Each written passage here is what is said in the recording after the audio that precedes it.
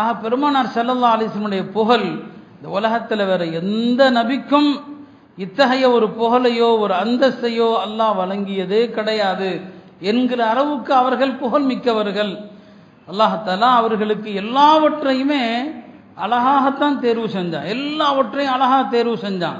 பாருங்க, பெருமானாருடைய தந்தை பெயர் என்ன? அப்துல்லா. இத்தனைக்கும் அந்த காலத்தில் மக்கால எப்படி பேர் வைப்பாங்க? அப்துல் உஸ்ஸா, உஸ்ஸாவுடைய அடிமை. அப்துல் காபா, காபாவுடைய அடிமை.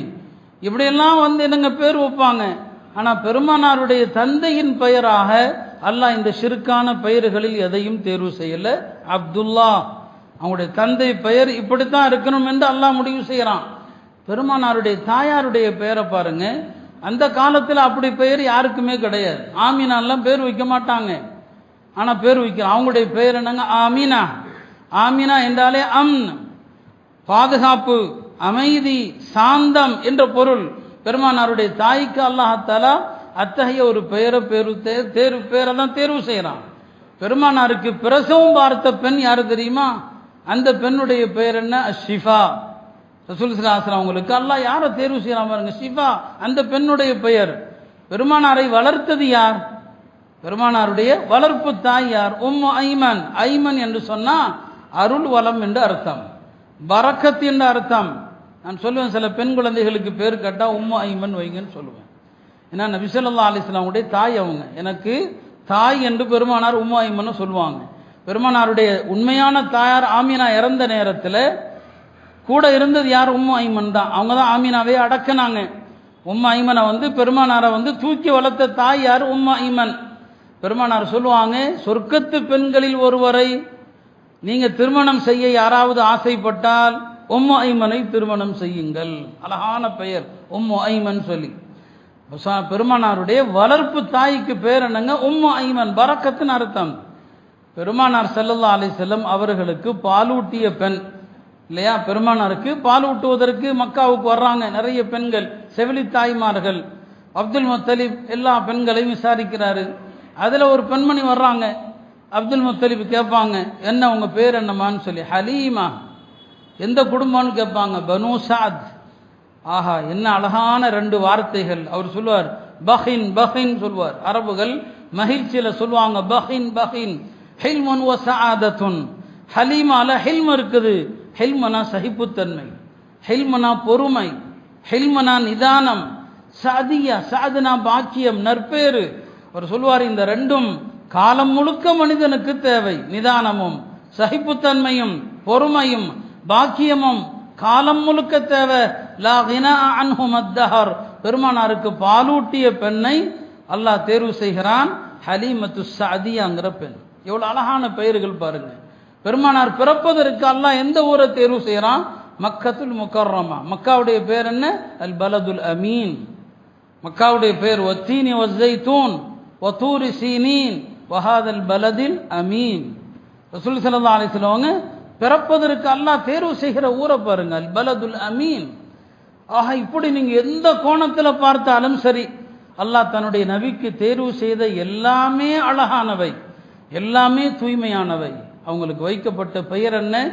வேதங்களில் அவர்களுக்கு தரப்பட்ட பெயர் அஹ்மத் இல்லையா? ஈசா அலைஹிஸ்ஸலாம் முபஷ்ஷிரன் பிரசூலின் யஅதி மின் பஅதி இஸ்முஹு அஹ்மத். தனக்கு பின்னால் வரவிருக்கிற நபியை குறித்து ஈசா அலைஹிஸ்ஸலாம் சுப செய்தி சொன்னாங்க, அவருடைய பெயர் அஹ்மத். வேதக்காரர்கள் மறைச்சிட்டாங்க. ஈசா அலைஹிஸ்ஸலாம் ஒரு முறை தன் தோழர்களோடு அமர்ந்திருக்கும் போது பெருமானார் ஸல்லல்லாஹு அலைஹி வஸல்லம் அவர்களை பற்றி சுப செய்தி சொல்றாங்க.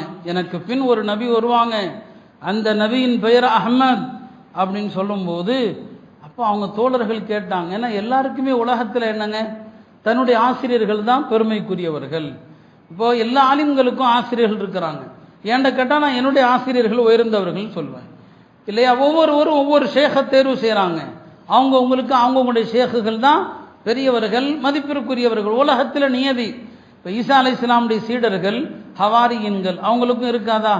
அவங்க கேட்குறாங்க, நீங்க தானே எங்களுக்கு பெருமைக்குரியவர், நீங்க பின்னால வரக்கூடிய ஒரு நபியை பற்றி சொல்றீங்களே, அப்படின்னா அந்த நபி உங்களை விட சிறந்தவர்களான்னு கேட்டாங்க. உங்களை விட சிறந்தவர்களா? ஈசா அலைஹிஸ்ஸலாம் சொன்னாங்க, என்னை விட சிறந்தவர்களான்னு கேட்கறதே தவறுன்னு சொன்னாங்க. என்னை விட அந்த நபி சிறந்தவர்களா அப்படின்னு நீங்க கேட்கறதே தவறு. ஏன்னா அவர்களோடு யாரையும் ஒப்பிட முடியாது, அவர்களோடு யாரையும் சிறந்தவர் என்று போட்டி போட்டு பேசக்கூட முடியாது. அந்த நபி எப்படிப்பட்ட அந்தஸ்துடையவர்கள், அவர்கள் அணியக்கூடிய காலணியை கலட்டுகிற பாக்கியம் இந்த ஈசாவுக்கு கிடைத்தால் அது இந்த ஈசாவுடைய நற்பேருன்னு சொன்னான்.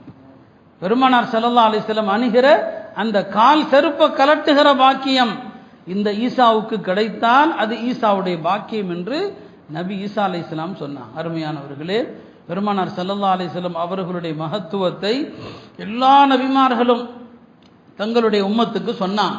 அப்போ வேதங்கள்ல அவர்களுக்கு வைக்கப்பட்ட பெயர் என்ன? அஹ்மத் இல்லையா?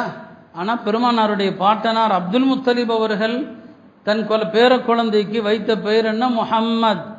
அவரே சொன்னார், லியுஹ்மத ஃபித் துன்யா வல் ஆஹிரா, உலகத்திலும் அவர் புகழப்பட வேண்டும், மறுமையிலும் புகழப்பட வேண்டும். எனவே இந்த குழந்தைக்கு நான் முஹம்மது என்று பெயர் வைத்தேன் சொன்னார். அந்த பெயர் அதற்கு முன்னால் யாருக்கும் வைக்கப்பட்டதில்லை. முஹம்மதுங்கிற அந்த பெயர் வரை யாருக்கும் வைக்கப்பட்டதில்லை. அல்லாஹ் அத்தகைய ஒரு பெயரை அவங்களுக்கு தேர்வு செய்கிறான், முஹம்மத் அஹ்மத் இல்லையா? ரெண்டு பேரும் பெருமானாருக்கு இருக்கு. இன்னும் பல பெயர்கள் இருக்குது. முஹம்மது என்று சொன்னா புகழப்படுபவர்கள் என்று அர்த்தம், அதிகமாக புகழப்படுபவர்கள் என்று அர்த்தம். பெருமானாரை விட உலகத்தில் புகழப்பட்டவர்கள் யாரும் இல்லை, அவங்க அளவுக்கு உலகத்தில் புகழுக்குரிய நபர்கள் யாரும் இல்லை. அந்த அளவுக்கு அவங்க புகழப்பட்ட ஒரு நபி. எனவே முஹம்மதுங்கிற பெயர் அவங்களுக்கு பொருத்தம். அஹ்மதுன்னு சொன்னா அல்லாவை அதிகமாக புகழக்கூடியவர்கள் அர்த்தம். பெருமானாரை விட அல்லாவை இந்த உலகத்தில் யாரும் புகழ்ந்தது கிடையாது.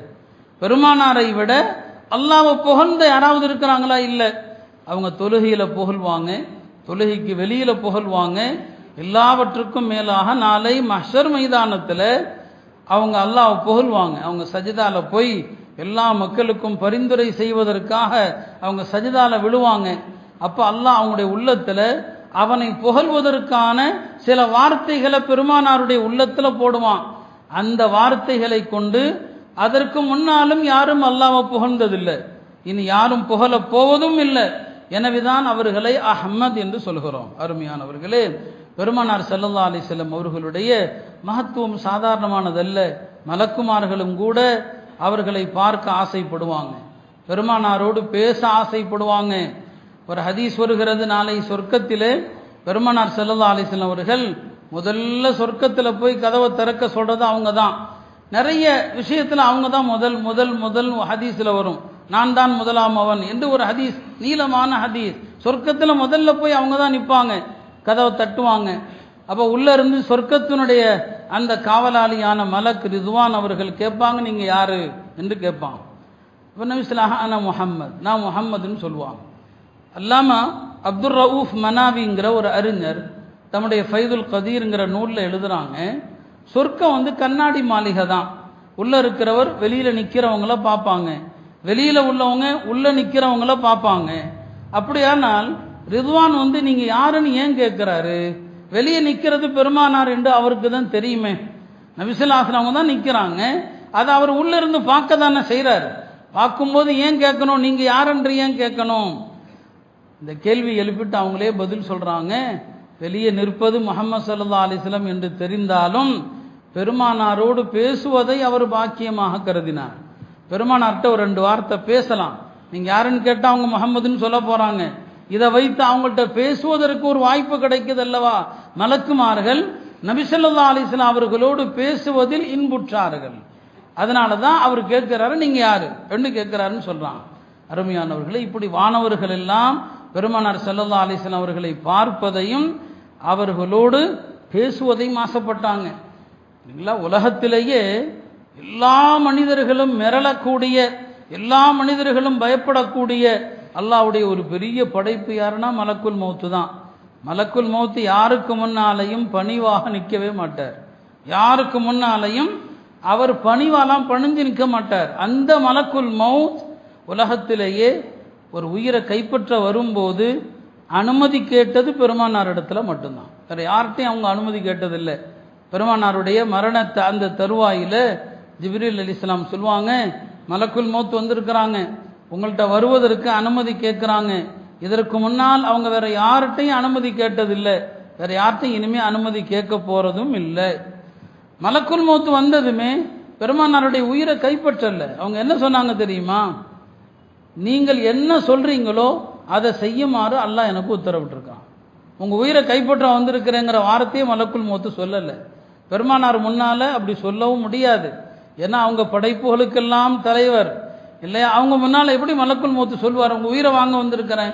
வந்து சொன்னார், அல்லாஹ் எனக்கு உத்தரவிட்டு இருக்கிறான், என்னுடைய நேசர் முஹம்மதிடம் செல்லுங்கள், அவங்க என்ன உமக்கு கட்டளை இடுகிறாரோ அதை செய்யுங்கள், நீங்க என்ன சொல்றீங்களோ அதை செய்ய வந்திருக்கிறேன் இல்லையா? வேற யார்கிட்டையும் மலக்குல் மௌத் அப்படி பேச முடியாது, அப்படி பணிவை காட்டியதில்லை. ஆக அருமையானவர்களே, ரசூல் ஸல்லல்லாஹு அலைஹி வஸல்லம் அவர்களுடைய மகத்துவம் என்பது அதை வர்ணிக்க நமக்கு காலங்களும் நேரங்களும் போதாது. நம்முடைய வாழ்க்கை முடியும் வரை பேசிக்கொண்டிருந்தாலும் பெருமானாருடைய மகத்துவம் தீராது. அல்லாஹ்வுடைய கண்ணியத்தை 7 கடலை மையாக்கி எழுதினாலும் எப்படி தீராதோ, அவனுடைய திருத்தூதருடைய அந்தஸ்து, அவங்களுடைய ஸ்தானம், அவங்களுடைய கண்ணியம், அதையும் நம்முடைய வார்த்தைகளால வர்ணிக்க இயலாது. எனவே தான் இந்த மாதத்தில் நாம் அவர்களை பற்றி பேசுகிறோம், அவங்களுடைய வாழ்க்கையை தெரிந்து கொள்கிறோம். அவங்களுடைய அன்பு, அவங்களுடைய மஹப்பத்து நம்முடைய உள்ளத்தில் நிலைத்திருக்க வேண்டும் என்பதற்காக பேசுகிறோம்.